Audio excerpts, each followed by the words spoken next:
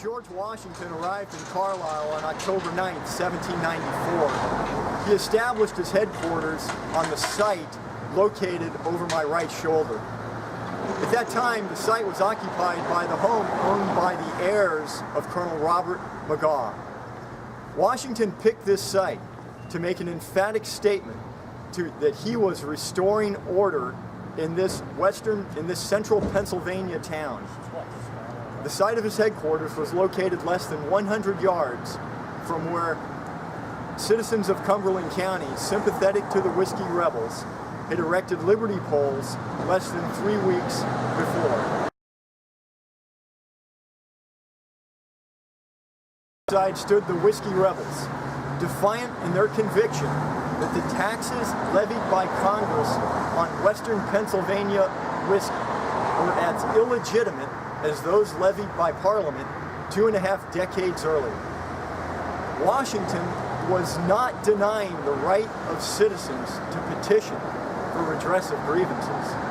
He was, however, immovable in his conviction that in a constitutional republic based on the rule of law, dissent could not take the form of insurrection or armed rebellion against duly elected and duly constituted authority.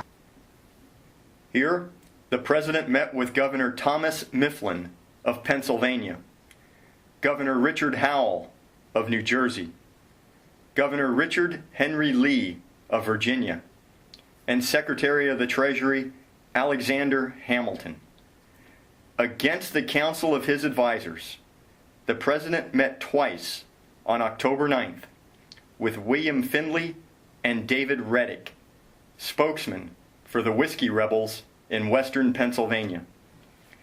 They had come to convince him not to advance the army any further west. After meeting with Findley and Reddick at 10 a.m. and again at 5 p.m., Washington remained steadfast in his conviction that the federal government had to take firm action against the rebels to enforce the rule of law and respect for the Constitution. It was, in effect, the spirit of '76 against the spirit of '87. It was from the Robert Magaw House that Washington issued the final orders to advance the army to Western Pennsylvania to restore law and order.